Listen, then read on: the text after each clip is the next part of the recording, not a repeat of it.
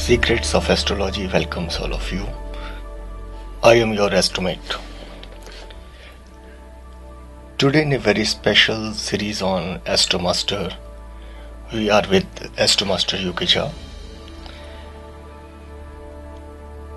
And topic of the day is Reminiscence with the Master Shri C.S. Patel. Astromaster, you have been close to late Shri C.S. Patel, who was a great luminary of Vedic astrology. In this current era, it is said that he strongly favored use of transit principle in the Navamsha chart. At least few of his disciples claims this. Since you have been also in his close contact for a long time, it can be presumed that you must have had discussion with him in this regard. So I would request you to share the reminiscence with your master Shri C.S. Patel on this topic, Transit in Navamsha. Astromaster.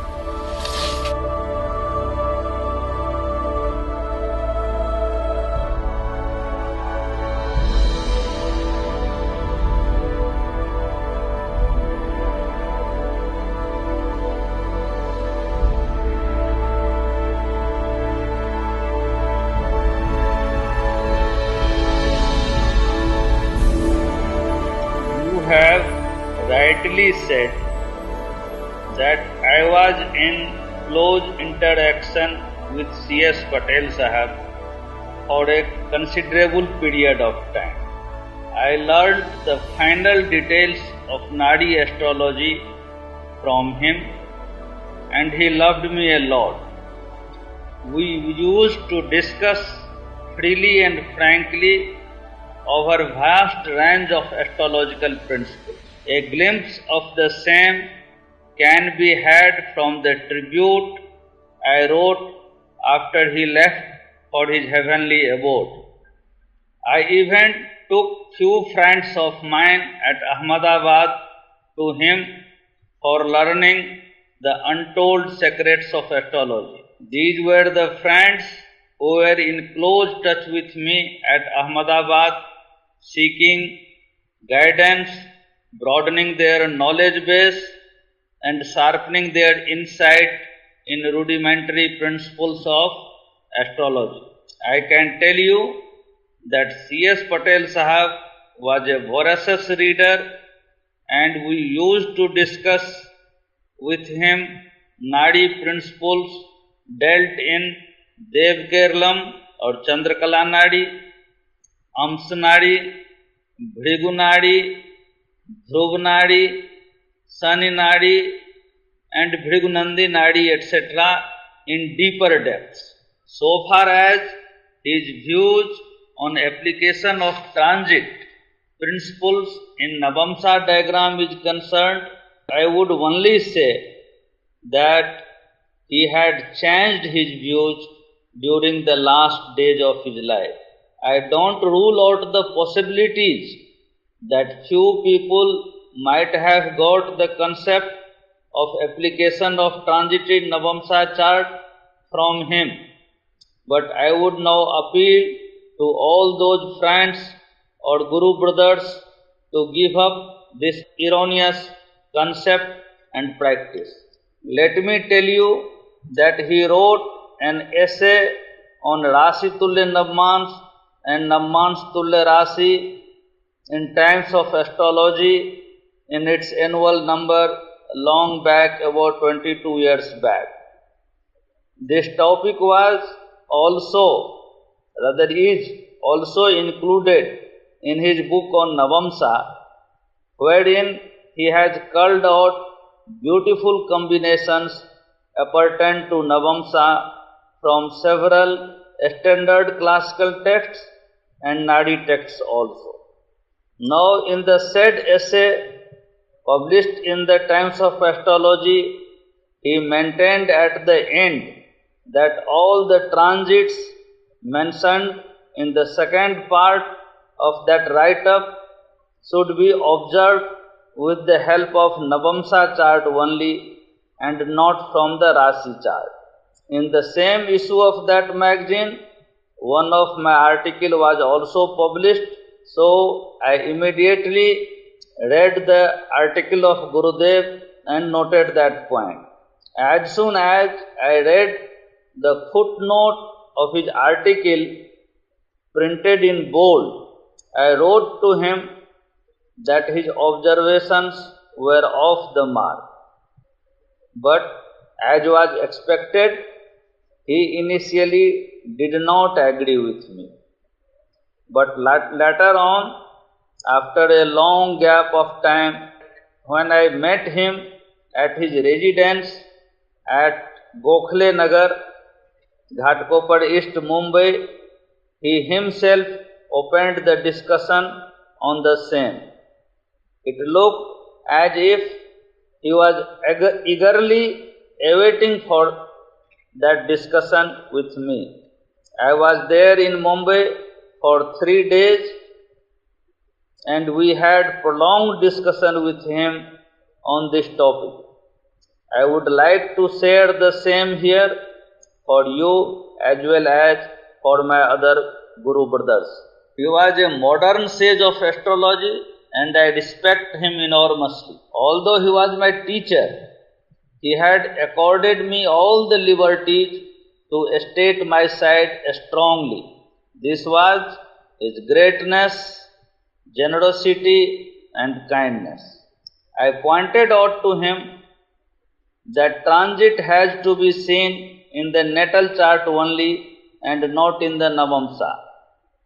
Then we initiated discussion on the verses of Chandrakala Nadi or Dev Kirna.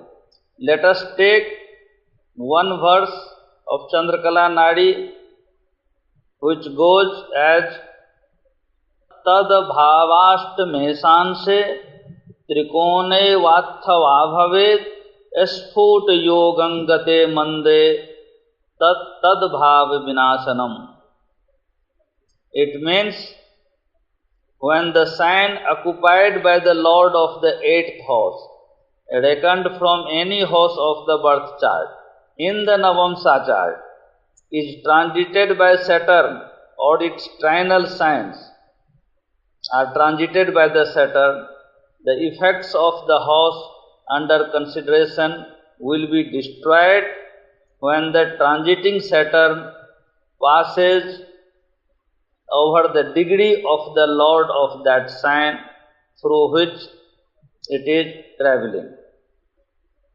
Since the word Esphut Yogam Gate Mande is used, my argument was that the degree etc.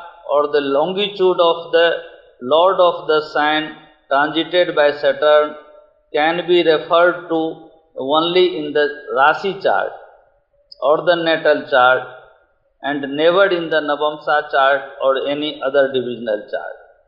As such, the transit has to be applied in the natal chart only. Otherwise also, just see, the sign in question will remain same whether we take it in the natal chart or in the Navamsha chart. Only the longitude of the Lord can be referred to only in the Rasi chart or the natal chart. Patel Sahab thought for few minutes but was not fully convinced. Although he was partially agreeable, but he was disinclined to take my argument. Then I said that the effects have been stated in the text with respect to the natal chart only and not with respect to the Navamsha diagram. So the transit has to be observed in the Rasi chart only and not in the Navamsha chart. There was no point referring the transit in the Navamsha when the effects are declared for the house under consideration in the Rasi chart or the natal chart. He slowly began to come to the terms. Then, to rebut my point, we took another verse of Dev Kerlam, which reads as Lagne sanse tatrikone स्फुट योगं गते सनो मातुलारिष्टमाप्नोति मातुर मातांग मनोव्यथांग. Meaning of this aphorism is that the maternal uncle of the native would pass through excruciating troubles, and the maternal grandmother of the native would be under great mental distress due to that. When the sign occupied by the lord of the Lagna in the Navamsha or the trinal signs recurred therefrom is transited by planet Saturn at the longitudinal degree of the lord of that sign. Here Lagna is reckoned 8th from the 6th house, signifying maternal uncle. Destruction of this house, that is trouble to the maternal uncle, would be expected as per the earlier rule that I have stated. And the same has been stated in this aphorism. Because it is the sign occupied by the Lord of Lagna in the Navamsha that has to be taken into consideration for looking into the arist or evil likely to happen to the maternal uncle. Since the effects are for the Rasi chart and not for of the Navamsha chart, the transit has got to be seen in the Rasi chart only. Navamsha is merely a tool for identification of the transiting sign, that is the sign where the Lagna Lord is located in the Navamsha and over which the Saturn is to transit or Saturn is to pass during the transit. Then we took another sloka which goes as Made sanse tatrikone स्फुट योगं गते सनो मदेश दृष्टरासो तु मातामह विनाशनम. Here the evil has been stated about the matamah, that is the maternal grandfather of the native. Here danger to the life of matamah, that is maternal grandfather of the native, has been declared due to the transit of Saturn over the sign occupied by the 7th Lord in Navamsha or the trinal signs thereof. When the Saturn reaches the longitudinal degree of the Lord of the sign transited by it, the effect will come to pass. Now, as we know, the 4th house stands for the mother. The father of the mother, that is the maternal grandfather of the native or matama, would be indicated by the 9th house reckoned from the 4th house. So it works out to be the 12th house. Now 7th house happens to be the 8th house from the 12th house. So the effect has been stated through the location of the 7th Lord here, Made Sanse, in the Navamsha chart. Again here, the effects are for the houses in the natal chart. So, what can be the point in applying the transit in Navamsha chart? The Navamsha is merely a tool for identification of the sign to be transited by the Saturn for triggering of the stated effects. And this has been done here through the location of the 7th Lord. Made sanse tatrikone sput yogam gatesano. Then there is another sloka in Dev Kerlam which tells धने सांसे तत्त्रिकोणे स्फुट योगं गते सनो धने से दृष्टरासो तु दार हानिं विनर्दिसेत. Here, arist, that is calamity or danger to wife, has been narrated due to transit of Saturn on the same theory. How? Let us look into it. The eighth sign reckoned from the house of Dara or wife is the second house. So the sign in Navamsha chart would be the one occupied by the lord of the second house. That is Dhanes or the trines therefrom.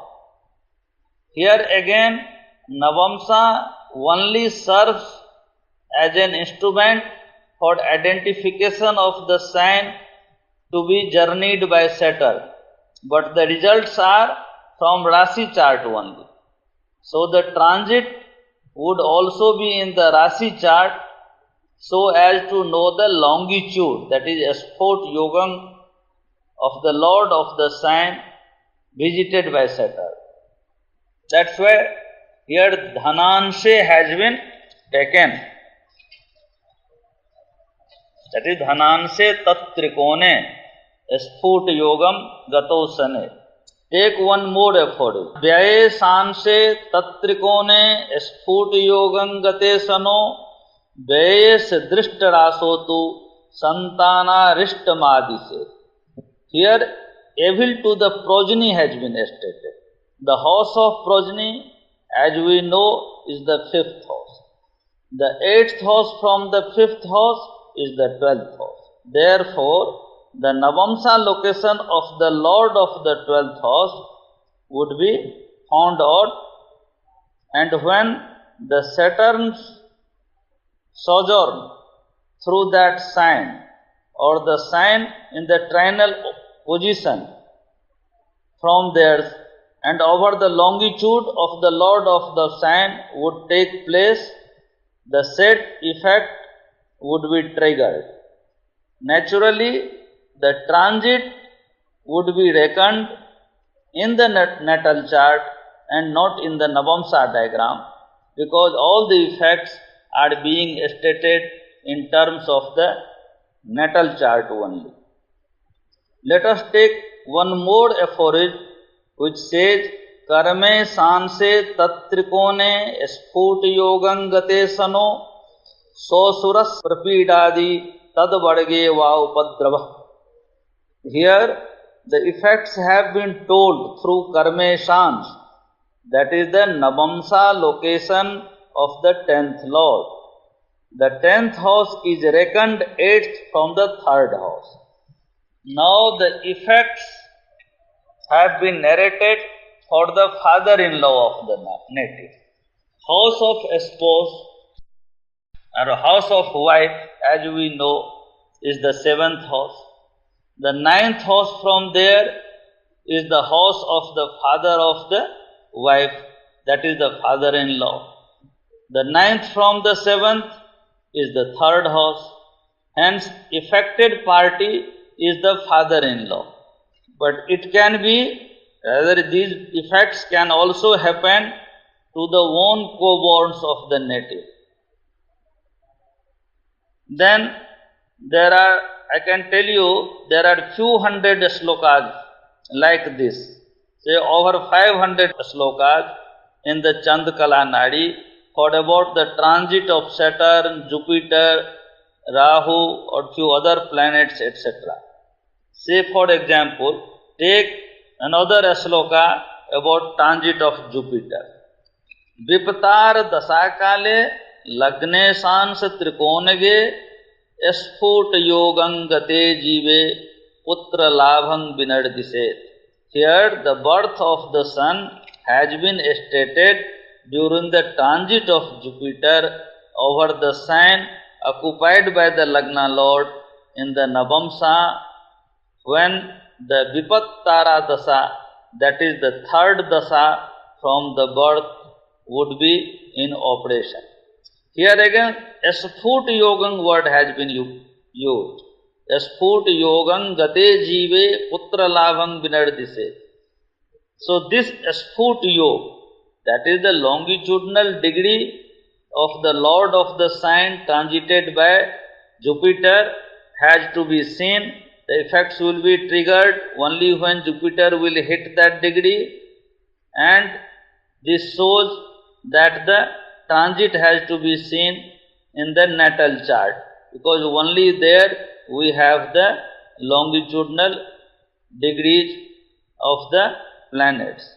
In divisional charts, say Navamsha or any other chart, this is not available.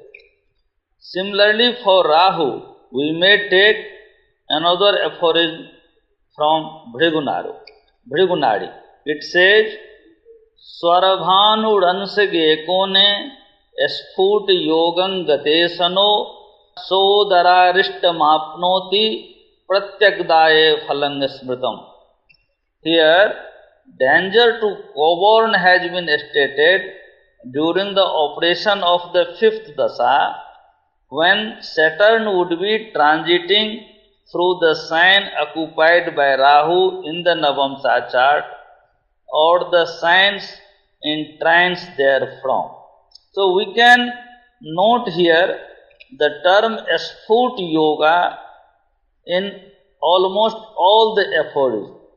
It is indicating the longitude of the Lord of the sign traversed by the planet Saturn or Jupiter for effectuating a particular type of effect as stated in those aphorisms.